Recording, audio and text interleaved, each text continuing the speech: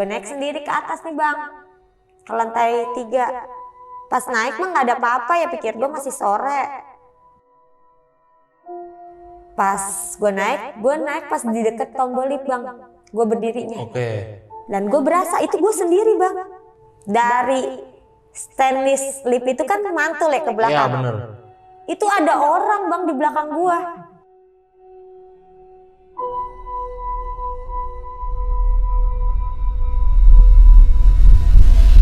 Itu jelas banget bang. Gue udah pencet-pencet tombol kagak bisa kebuka bang. Udah nih gue berhenti, mau di mana aja deh gue berhenti, yang penting gue bilang gitu ya. Gue lihat tuh dari stainless ngedeket gitu bang. Sampai akhirnya dia numpuk di muka gue bang.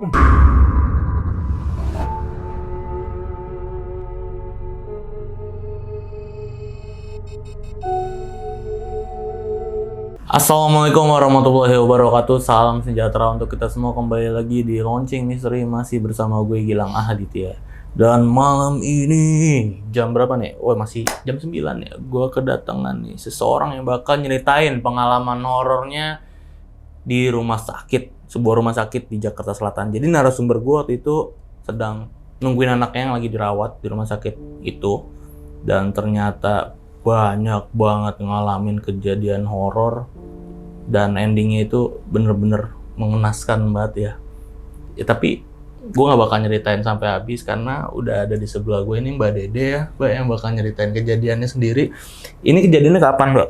Di bulan Oktober bang. Bulan Oktober, berarti masih baru ini ya? Baru 3 bulanan kan. Dan kita nggak sebut rumah sakitnya di mana, Mbak ya? Iya jangan. Jangan, bahaya. Kena somasi gitu. Oh benar. Ini rumah sakit di daerah Jakarta Selatan aja ya kita sebutnya. Jakarta Selatan. Dan untuk kejadian ini yang ngalamin juga maksudnya saksi-saksinya gitu banyak yang seruangan sama Mbak waktu itu ya? Iya banyak. Jadi nggak Mbak sendiri aja kan yang ngalamin waktu itu? Kalau untuk di terornya ya kayaknya saya doang sih. Cuman kalau untuk kayak suara yang kencang-kencang itu dia dengar juga. Oke. Nah itu tadi sedikit bincang-bincang gue sama Mbak Dede. Pokoknya sahabat lonceng harus nonton videonya dari awal sampai habis karena video kali ini bakal bikin bulu kuduk kalian merinding banget. Oh ya, buat sahabat lonceng gue mau nginfoin nih kalau kita nanti bakal datang ke Bandung nih buat main ya. Jadi buat sahabat lonceng yang tinggal di Bandung atau sekitarnya itu yang mau jadi narasumber di Lonceng Misteri, itu caranya gampang banget. Nanti klik link yang ada di bawah video ini aja ya, nanti gue cantumin, oke? Untuk yang tinggal di Bandung dan di sekitarnya ya. Dan kayaknya nggak usah berlama-lama lagi nih Mbak Dede ya. Langsung kita mulai aja nih ceritanya.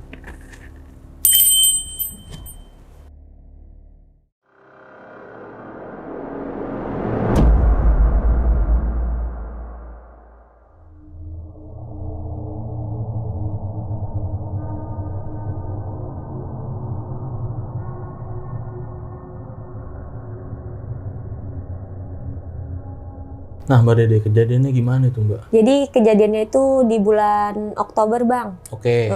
Jadi itu anak gue lagi sakit, gue bawa nih ke puskesmas dekat rumah. Diperiksa dah tuh, cek darah segala macam.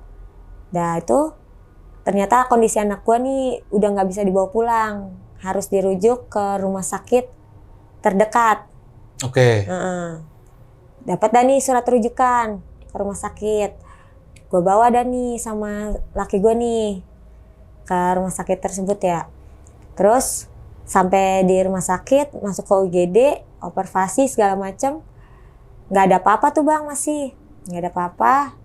Suruh nunggu 3 jam sampai air infusannya habis. Nah, air infusannya habis, dokter jaga masuk nih. Dokter jaga masuk, ditanya, ibu udah keluar ya nih hasil darahnya katanya. Oh iya, Bu, anaknya harus dirawat inap, kata dia gitu. Oke. Dan itu udah oh iya, gue bilang gitu. Ibu harus nyari kamar katanya, dikasih lembar surat kan gue. Iya, gue bawa dah nih ke pendaftaran, nyari kamar. Dapat dah nih gue kamar bang, di lantai 3, kamar Kamboja. Gue bawa dah nih azan maghrib, itu udah azan maghrib. Gue bawa ke lantai 3, rumah sakit itu ada 4 lantai bang. Lantai paling atas, lantai 4 itu ruang dewasa. Lantai 3 itu ruang anak-anak. Terus lantai 2 itu ruang bersalin. lantai bawah itu kayak farmasi, WD segala macam dah Iya. tuh. Gue naik dah tuh ke lantai 3. Di kamar Kamboja ini ada 5 bed bang. Kalau dari masuk itu dari sebelah kiri ada kamar mandi sama 2 bed. Di sebelah kanan 3 bed. Oke, kebayang gue. Nah dari kamar itu ada 2 bed yang kosong bang. Salah satunya tuh ada di samping kamar mandi sama di tengah sebelah kanan. Nah dokter jaga ini nyuruh gue buat di tengah. Tapi karena anak gue masih umur 4 tahun ya bang. Jadi gue maunya tuh biar enak pipisnya jadi di samping kamar mandi nih. Yang lu mintain bednya. sebelah kiri ya, samping kamar mandi. Samping kamar mandi. Itu nggak dikasih bang. Oh, dikasih. Nggak dikasih katanya. Ibu nggak bisa, ibu di sini aja kata dia gitu. Di tengah yang sebelah kanan itu. Di kanan, di tengah sebelah kanan. Terus gue bilang gini, kenapa pak gitu? Iya nggak bisa, ibu di sini aja. Ini udah saya rapihin kata dia gitu. Emang keadaannya tuh yang di samping kamar mandi ini berantakan bang. Berantakan banget. Terus gue bilang, nggak pak, saya mau di sini aja. Ngeyel kan gue ya. Terus dia rada kesel, dia keluar nih bang. Diskusi sama dokter jaga di lantai 3. Oke. Dokter jaga di lantai 3 masuk. Ibu maunya di sini juga. Iya saya maunya di sini. Biar saya gampang ke kamar mandinya. Saya bilang gitu kan. Ya udah. Kalau emang ibu ngotot ya udah ibu di sini nggak apa-apa kata dia gitu. Dirapihin deh tuh. Tapi nggak diganti spray bang. Nggak diganti spraynya? Enggak. Wow. Nggak diganti spraynya, kotor kan, berantakan. Ganti spraynya nggak masalah dah tuh bang, buat gue ya. Yang penting di situ. Dah tuh ditidurin dah tuh anak gue di situ bang. Gue mau mindahin, kan gue bawa barang-barang nih. Di samping bed itu ada kayak locker kan? Iya. Buat naruh barang, iya. Tuh di situ, gue mau naruh barang nih bang. Di depan pintu raknya itu ada darah bang. Darahnya tuh udah kering. Udah kering, udah kayak lama gitu ya darahnya. Terus gue bilang dong sama laki gue, ya darah gitu kan. Terus ya udah nanti bilang aja sama cleaning service-nya gitu. Gak lama cleaning service lewat, dipanggil dong. Pak, tolong bersihin ya darahnya. Oh iya, itu nggak datang-datang bang. Sampai 2 jam kali gue nunggu. Dari abis maghrib sekitar jam 8:30, 9 dia baru datang. Cleaning service-nya. Dibersihin, disikat, nggak hilang-hilang bang. Nggak bisa hilang? Nggak hilang, maksudnya nggak hilang. Sampai disikat-sikat akhirnya hilang dah tuh ya. Hilang, gue taruhin barang-barang gue dah tuh kayak biasa. Tidur dah nih gue bang. Gue tidur sama anak gue karena anak gue masih kecil, jadi satu bed dah nih gue sama anak gue bang. Nah, udah itu gue lagi mau pulas sekitar jam 11 malaman dah tuh. Bunyi ada yang iniin ituan laci samping bed gue bang. Ketok-tok-tok gitu. Pakai kuku. Kayak suara pakai kuku. Tok-tok-tok gitu. Terus gue pikir bednya nyangkut ya di inian laci. Gue tarik. Terus masih bunyi bang. Gue rebah masih bunyi. Tak tak tak tak. Terus di situ hawanya udah langsung beda bang. Dari yang dingin kok kamar gue panas. Maksudnya di bed gue ini panas gitu. Gue nggak itu dah. Gue minum. Abis gue minum. Gak lama bunyi kersek dari bawah bed gue ini. Kersek. Gue liatin ke bawah. Gak ada apa-apa bang. Terus pas gue mau tiduran. Ada yang lari bang dari bawah bed. Masuk ke kamar mandi. Dari bawah itu? Iya dari bawah bed. Itu lari masuk ke kamar mandi larinya kayak orang ngebungkuk begitu. Masuk ke kamar mandi. Gue kaget tuh, apaan tuh ya gitu. Karena posisi ranjang bed gue ini dekat kamar mandi, gue buka dong hording sedikit biar gue lihat pintu kamar mandi ya. Tuh tapi kayak nggak ada pintu yang kebuka. Tapi kedengeran orang nyiram dari kamar mandi. Lama tuh bang kejadiannya. Itu sekitar jam 12:30. Itu suara siapa ya? Terus gue juga kebelet tipis kan. Nah, gue tungguin. Kok ini orang nggak keluar-keluar? Kalau emang orang, keluar dong. Ini nggak keluar-keluar. Gue mau ketok kan nggak enak ya. Gue tungguin. Nggak keluar juga bang. Akhirnya gue beraniin diri dah nih bang. Gue buka pintu, nggak dikunci bang. Dan posisi kamar mandinya tuh kering. Gila, padahal tadi Mbak denger suara-suara Suara itu ya? air, iya itu kering, nggak ada bercakan air kan. Kalau orang habis nyiram kan misalnya ada bercakan-bercakan gitu ya, terus lantainya juga basah. Ini enggak, kering aja gitu. Terus udah aneh tuh di situ ya, merasa agak sedikit merinding gua tuh. Gua keluar dari kamar mandi, pas masuk ke bed gua ada anak kecil bang lagi duduk di atas ranjang gua. Sama anak Mbak? Iya, anak gue mah tidur. Iya. Ini anak kecil duduk. Gue karena ngeliatnya dari belakang gue gini, kamu siapa ya? Gue bilang gitu ya. Terus kata dia nggak ngomong, cuma noleh cuma bilang gini doang. Kasur aku, gitu doang bang. Gue kaget ya. Pas gue kaget dia jalan bang, kayak lari gitu ke luar hordeng gitu kan, ke arah depan kamar gue ini. Gue longok-longok nggak ada. Gue cari gitu sampai ke bed-bed yang lain ya. Maksudnya gue buka, gue intip gitu. Nggak ada tuh anak kecilnya. Itunya gimana? Detailnya si anak kecilnya ini? Pakai baju pasien. Ya, wajib pasien. Pakai baju pasien. Cewek, cowok? Cowok. Sekitar kalau di ini umurnya sekitar umur 7 tahun 8 tahunan dah. Tapi nggak ada yang aneh dari mukanya? Enggak. Kayak orang aja bener? Kayak orang, tapi pucet gitu kan. Cuman gue pikir, per anak yang sakit mungkin atau siapa gitu ya. Gue lihat nggak ada siapa-siapa. Terus yang kiri kanan gue juga masih bayi ternyata. Nggak ada yang seumuran tuh anak. Terus ya udahlah, mungkin dari mana kali gitu ya. Gue positif aja udah tidur dah gue tuh. Gue lagi tidur, hawa udah aneh bang. Hawa aneh. Nih perasaan gue di deket tiang infusan ada yang berdiri nih bang. Ada yang berdiri. Terus gue bilang, ini kayak ada orang nih di sebelah sini gue nih. Gue ngeliat dari ujung mata kan. Terus gue nengok nggak ada. Gue belakangin dong. Yeah. Gue belakangin, gue takut, gue belakangin, gue tidur sambil meluk anak gue. Nah, perasaan gue ada yang duduk nih bang di bangku. Kan kalau pasien itu ada bangku jaganya kan, yang buat jaga. Iya, ada yang duduk bang. Tapi bukan suami Mbak? Bukan, kan satu orang satu. Oh iya. Yang jagain. Terus pas gua nengok, bener ada bang. Itu perempuan. Wah. Iya, perempuan pakai baju hitam. Terus rambutnya ke depan begitu. Gua kaget ya. Gue jerit bang. Gue pada bangun dong semuanya bang. Iya. Mbak teriak kencang banget ini ya? Teriak kenceng karena ya siapa yang nggak takut sih bang ngelihat orang pakai baju hitam rambutnya dikedepanin semua jam 1:30 kali. Terus juga yang gue lihat yang jagain di situ laki semua, masa itu cewek dari mana? Gue teriak. Pas gue teriak tuh udah nggak ada, hilang. Yang di depan bed ini pada ke kamar gue kan, ke bed gue, terus Mbak kenapa Mbak gitu kan nanya.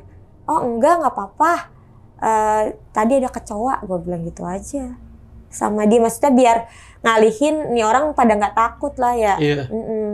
Terus dah tuh singkat ceritanya udah pagi dah nih, pagi lagi pembersihan, gue buka kan hording kamar gue tuh bang, nggak boleh bang, nggak boleh dibuka. Biasanya kan kalau pagi tuh kan mau cleaning service, mau bersih-bersih kan, hordeng kamar pasien dibuka-bukain dong. Iya. Biar kena matahari. Punya gue nggak boleh, disuruh tutup aja. Kenapa tuh? Ya, itulah gue juga jadi pertanyaan kan buat gue. Ini kenapa kok nggak boleh dibuka? Iya mbak, jangan ntar anaknya masuk angin gitu. Yang lain boleh tapi? Boleh. Dibuka semuanya. Punya gue nggak boleh. Nah pas lagi itu, ya udah kan pasti kasih makan. Dokter jaga datang dong nih buat meriksain, biasa dah ya. Gue dengar nih cerita dari pojok sebelah kanan, bed pojok sebelah kanan, lagi ngobrol sama dokter jaga. Katanya gini, Bu, kok ibu pindah ke sini? Katanya gitu. Terus gue dengerin, dia bilang, iya Pak, soalnya saya di kamar sebelah sendiri. Itu anak saya dibanting-banting Pak, katanya gitu. Gue ngerasa, kok dibanting-banting, ada apa nih rumah sakit ya gitu ya. Terus iya makanya saya pindah ke sini. Masa kasur nggak saya tidurin berantakan Pak, katanya gitu. Oh gitu ya Bu. Iya Bu, udah biasa. Dan dicek dah tuh ya satu-satu. Anak gue nggak dicek bang. Nggak dicek anak gue diemin dah tuh ya. Mungkin apa anak gue belum masuk ke data karena baru masuk maghrib ya kan. Gue masih positif aja dah. Nggak. Akhirnya keluar dah tuh. Pulang gue yang jaga suami gue. Oke.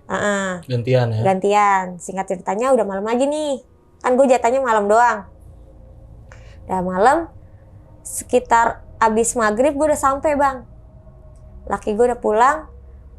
Ini dokter jaga datang lagi. Karena air infus anak gue habis, gue bilang dong, Mbak, Bu Bidan, ini air infusnya habis. Gue bilang gitu.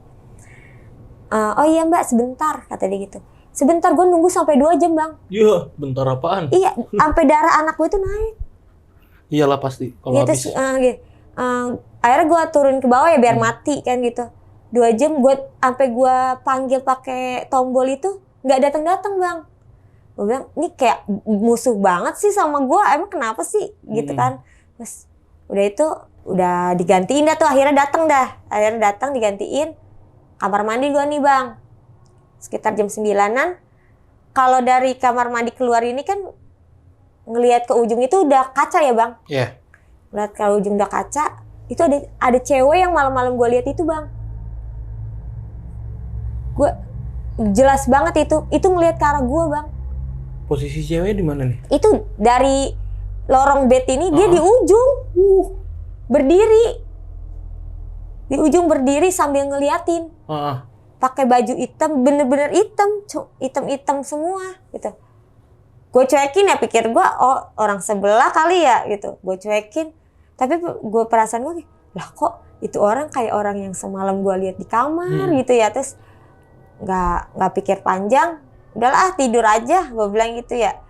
Tidur aja. Pas jam 12 malam, hordeng gue dibuka bang, serentak. Kan kalau hordeng rumah sakit kalau dibuka gini kan bunyi dong. Iya benar. Ini bunyi, serot. Buka semua itu, seret. Iya, itu punya gue doang, seruk kenceng banget. Sampai yang sebelah gue sampai bilang gini, Mbak ada apaan lagi sih Mbak? Gitu. Iya. Tapi posisi gue masih ada di atas bed bang. Itu hordeng udah kebuka. Gue bilang, lah saya mana tahu. Saya pikir ada yang iseng buka. Aku bilang gitu kan. Enggak Mbak, rame sendiri dan ini di kamar. Dikata dia gitu. Demi bang, saya masih di atas kasur. Gue bilang gitu kan sama dia. Yaudah, gue tutup lagi dah tuh. Pas gue tutup, balik badan, itu anak kecil ada lagi di belakang gue. Itu anak kecil ada lagi. Duduk di bangku jaga. Cuman bilang kasur aku. Gitu lagi bang. Lagi-lagi dia bilang gitu. Kasur aku kata dia gitu. Gua. Iya kasur kamu. Mana? Kamu ayo aku anterin. Aku bilang gitu. Sambil mau buka hordeng. Pas gue lihat lagi ke belakang udah kagak ada anak kecilnya. Maksudnya gue mau anterin ke bednya dia. Biar gue tahu nih anaknya ngayap maknya kemana gitu. Nih kagak ada. Gue udah buka hordeng. Lah ini anak mana? Kagak ada gue cariin. Nah udah tuh ya. Tapi Mbak nggak curiga itu emang bukan orang? Apa gimana? Nggak curiga orang. Dia kayak lari-lari biasa, kayak anak kecil biasa. Bener-bener. Nggak ada darah. Kalau gituan kan biasanya kan berdarah atau apa. Ini enggak bang, pucet doang. Gue gitu. Pas gue liat nggak ada.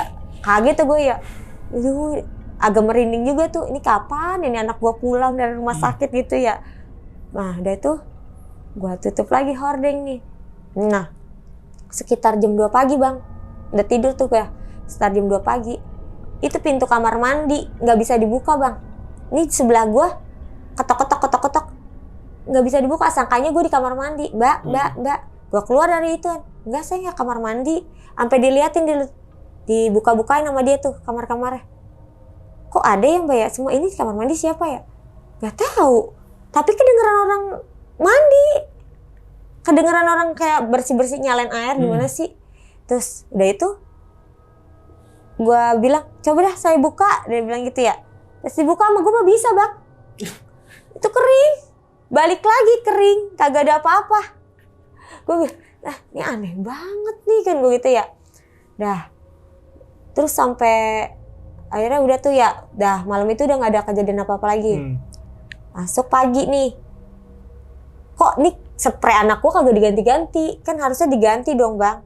Terus cleaning service aja gak mau masuk bang. Dan darah yang dibersihin tadi itu muncul tuh bang. muncul lagi. What? Muncul lagi. Iya, terus gue udah lapor dari malam itu kelewat kan. Ini darah udah muncul, gue lapor dari malam. Kagak datang-datang bang, sampai pagi.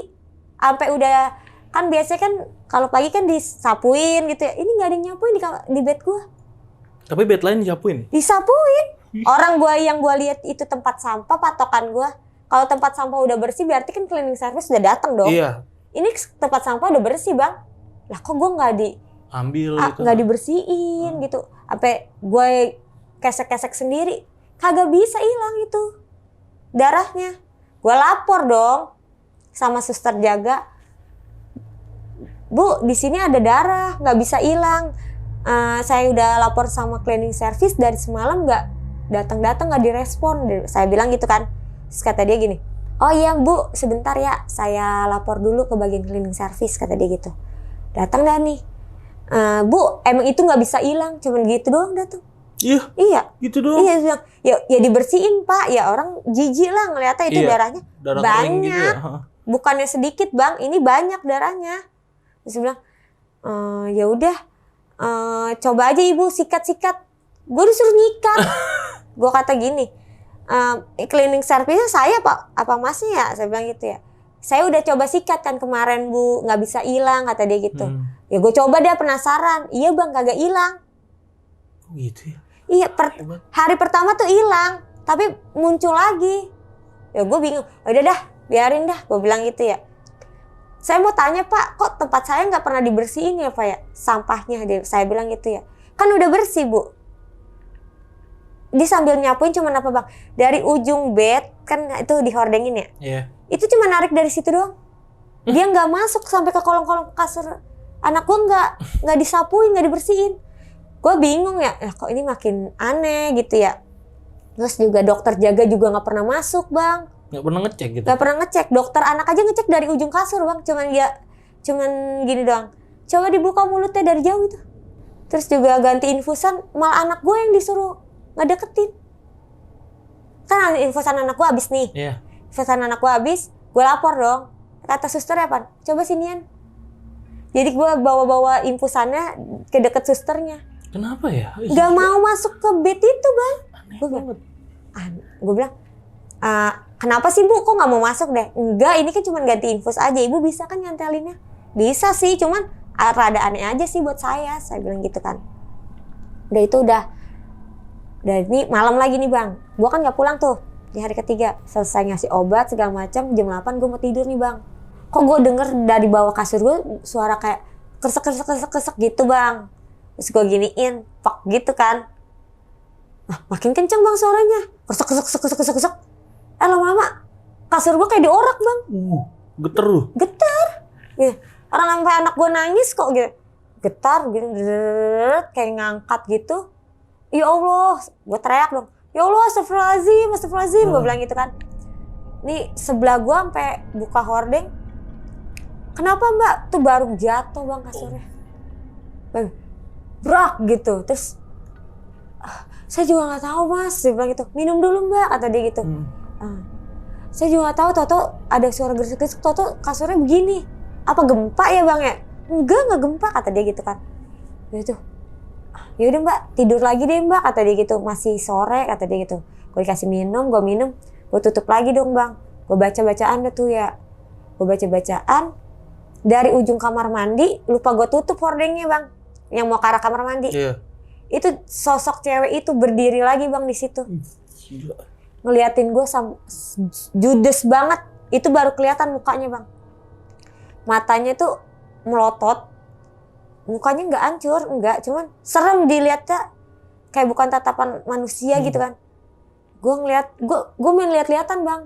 Diem sejenak gue gitu, nggak bisa gerak. Iya. Mau teriak juga nggak bisa. Gue diam, gue liatin sampai dianya sendup sendiri hilang. Oh. Di malam itu gue bener sama sekali nggak bisa tidur bang. Iya, tapi mbak ini gangguan yang tadi udah ekstrim banget sih, yang bednya sampai digetar-getar gitu, itu nggak mau minta pindah aja? Itu di bed depan itu udah penuh bang. Udah nggak ada. Udah masuk, iya udah ada yang masuk sama orang. Terus juga udah lapor katanya kan mbak yang mau di situ gitu. Oh gitu. Oh udah sempat lapor. Udah sempat gitu kan. Laki gue bilang istri saya nggak nyaman di situ gitu. Ya kemarin kan yang mau sendiri siapa gitu. Oh gitu. Ya udah, ya akhirnya ya udahlah gue terimain, emang gue juga yang ngotot mau di situ kan.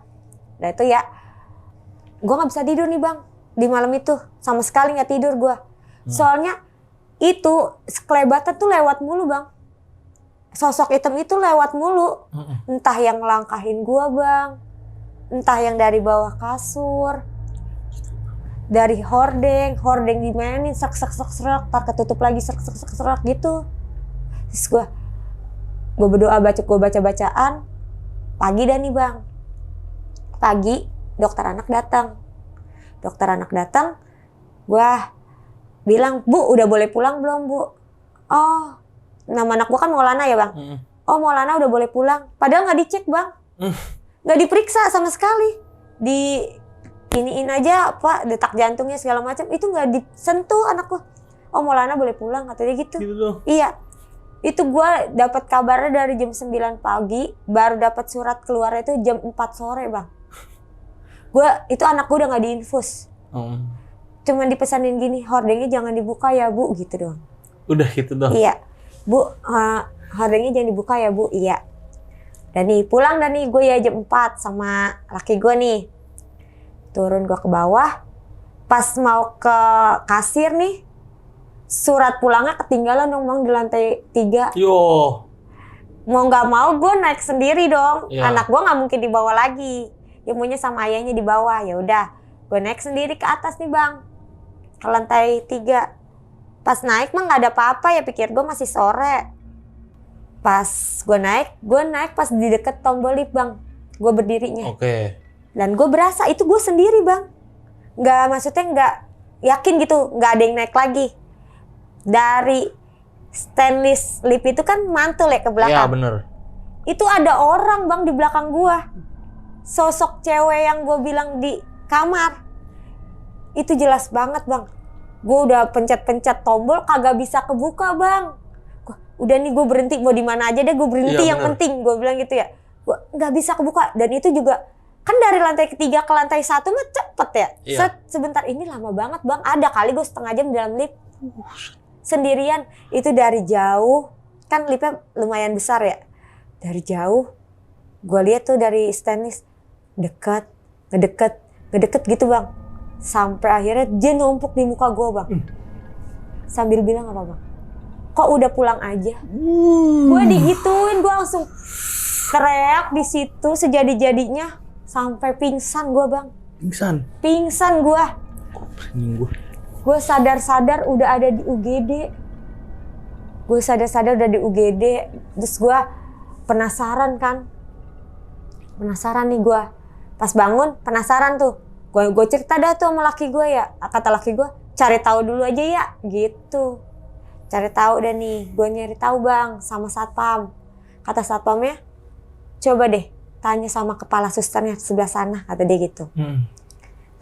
Gue tanya dah nih kepala susternya, permisi Bu, saya mau tanya dong, gitu. Oh iya, kenapa ya, kata dia gitu. Saya kan baru pulang nih Bu, anak saya dirawat di lantai 3 nih di kamar Kamboja. Yeah. Oh iya, terus apa yang mau ditanyain ya Bu, gitu. Saya dapat di bed 5 Bu, kan bed itu kan berurutan kan. Iya, 1, 2, 3, 4, 5. Gue bed 5 kan. Saya di bed 5. Oh, Mbak di bed 5? Iya, siapa yang suruh? Dia langsung gitu bang, kaget. Bukan disuruh sih Bu, saya yang mau. Emang nggak ada bed yang kosong? Kata dia gitu. Tadinya ada Bu di sebelah kanan di bed 2. Saya bilang gitu kan. Gue bilang gitu. Terus kata dia, kenapa Ibu mintanya di bed 5? Kata gitu. Maksud saya biar ke kamar mandinya dekat. Iya. Cuman kok di situ aneh banget ya Bu. Di situ banyak banget kayak hal-hal aneh yang saya iniin. Terus juga kenapa ya suster-suster nggak pernah mau masuk situ Bu? Gue tanya gitu dong sama dia. Mau tahu nggak Bu? Nih saya kasih tahu ya, itu bed itu emang jarang ada yang nempatin, katanya gitu. Karena di situ tuh jadi awal mula nih rumah sakit berdiri bang, ada yang sakit nih, anak kecil, sekitar 1 bulanan, lumayan parah penyakitnya kan. Dan di situ dia juga dijagain cuma sama ibunya aja. Udah sebulan sakit di situ, meninggal dah nih anak nih bang. Nggak sempet ke ICU ya udah? Emang nggak separah itu, cuman harus diinfus gitu. Iya. Nah, meninggal di situ, laporkan ke suster gini segala macam, malah ditinggal bang sama susternya buat ngurus ke kamar mayat. Mau dipindahin ke kamar mayat maksudnya kan, tapi ditaruh di bed itu dulu.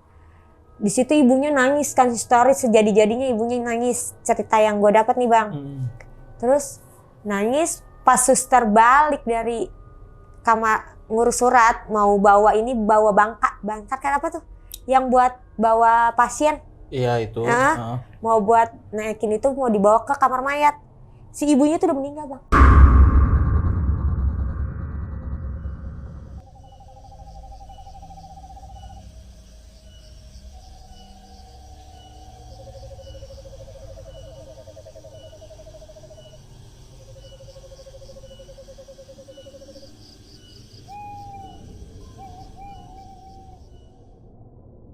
Jadi darah yang di depan itu darah ibunya bang. Ibunya udah tergeletak di atas anaknya itu. Dan di situ makanya suster juga nggak mau masuk ke dalam bed itu. Kalau dia udah masuk ke bed itu gangguan tuh seharian bang, bisa digangguin dia. Gila. Nah gitu. Makanya juga kasur yang di bed itu tuh kalau dirapihin bakalan berantakan lagi bang, digantiin spray bakalan begitu lagi. Berarti ini udah lama banget kejadiannya ya? Kan rumah sakit itu berdirinya kan belum lama bang. Oh belum lama juga rumah sakit baru ya hitungannya? Baru sekitar 3 tahun 4 tahunan lah. Iya rumah sakit baru ya hitungannya. Iya jadi awal mula rumah sakit itu berdiri tuh kejadiannya. Wah gokil sih ini. Gila ini cerita berarti sampai sekarang pun masih ya? Masih. Kamar Kamboja ini? Iya. Kalau lantai 3. Kalau kamaran tuh, untuk kamarnya gue iniin namanya ya, gue samarin. Oh nah aslinya bukan kamar Kamboja kan. Ya? Kalau gue sebutin jelas banget bang. Oh aslinya bukan dengan nama bunga ya? Nama bunga tapi bukan Kamboja. Oke, lu mbak nyamarinnya nama bunga ini nih kamar Kamboja. Iya, bunga tapi juga. dari tadi gue ini mbak yang bikin branding itu kamar Kamboja. Gara-gara disebutin kamar Kamboja jadinya merinding nih. Nah kan dari yang cerita tadi itu terakhir yang anak sama ibunya meninggal di ruangan Kamboja ini. Iya. Berarti si ibu dan anaknya itu di situ tuh di kamar jenazah di rumah sakit itu sempat di situ. Sempat di situ. Sampai akhirnya dibawa keluarga apa gimana? Dapat nggak cerita lanjutannya? Nggak dapat sih bang gua. Cuma terakhirnya gitu ya? Iya, cuman gitu doang. Diceritainnya sampai situ doang aja. Saking sedihnya kali dia. Saking sedih juga kayaknya dia cuman berdua doang deh. Soalnya dengar beritanya sih nggak pernah ada yang jenguk tuh anak bang. Sanak saudara, ayahnya pun nggak ada. Jadi dia cuman sama ibunya aja. Hari-hari ya udah ibunya aja itu di situ. Dan itu meninggalnya emang baju hitam, nanya nggak mbak? Pakai baju hitam, pakai baju tidur sebenarnya. Pakai baju tidur sebenarnya. Pakai baju tidur kayak daster atas bawah gitu. Hitam gitu ya. Hitam. Gila. Ngeri cerita asli. Nah mungkin ini pertanyaan terakhir nih mbak dari cerita mbak ini. Kan tadi mbak Dede sempat nanya nih sama kepala susternya di situ tentang cerita ini. Kok kepala susternya mau gitu, open sama mbak gitu. Jadi nih lupa gue bilangin nih bang. Kepala suster itu temen gue bang. Iya. Temen sekolah gue, makanya dia berani cerita sama gue. Oh, gitu. Tapi kata dia mungkin keep silent ya, jangan bilang siapa-siapa ya. Oh makanya dia cerita sama mbak. Iya, dia makanya dia temen ordal. Temen sekolah waktu SMP. Enggak, dia kepala suster tapi beda divisi ya, beda bukan yang nanganin di anak itu ya. Karena nggak mungkin ngebiarin mbak sih kalau sampai kayak gitu, kesusahan kayak gitu. Bukan, jadi kayak kan banyak ya, banyak. Iya banyak, kepala suster banyak. Dia kepala suster yang di bagian mana? Di bagian farmasi. Oh, dia farmasi. Ya jauh banget dong. Farmasi udah bukan pelayanan. Maksudnya udah ngurusin obat. Iya, cuman tahu sedikit banyaknya dia tahu. Pasti. Satu rumah sakit tuh pasti tahu kalau ada kejadian ini. Pasti tahu sih. Entah ada yang di kitchen pun tuh, tempat yang di dapur ada kejadian apa pasti tahu yang lain. Tahu. Wah gokil sih, ya udah mungkin gitu aja pertanyaan dari gue. Ini cerita udah mantep banget, padat dan serem ya. Terornya berkelanjutan terus. Nah sahabat lonceng nih yang udah nonton videonya dari awal sampai habis, gimana pendapat kalian? Tulis di kolom komentar ya, karena gue butuh pendapat kalian nih. Dan buat Mbak Dede, thank you banget nih udah cerita-cerita di Lonceng Misteri, cerita serem banget. Dan jangan kapok ya cerita lagi. Nanti kalau ada cerita-cerita baru lagi, ceritain di sini oke? Pasti. Dan buat sahabat lonceng nih yang ingin jadi narasumber, datang langsung ke studio Lonceng Misteri. Sama seperti Mbak Dedi nih, caranya gampang banget. Kalian bisa langsung mampir ke Instagram kita di @loncengmisteri. Di situ ada linknya di bio-nya, diklik aja langsung situ ya. Nanti langsung nyambung ke WA admin kita, oke? Dan akhir kata gua Gilang Ahaditya izin pamit. Mbak Dede juga izin pamit. Bye bye.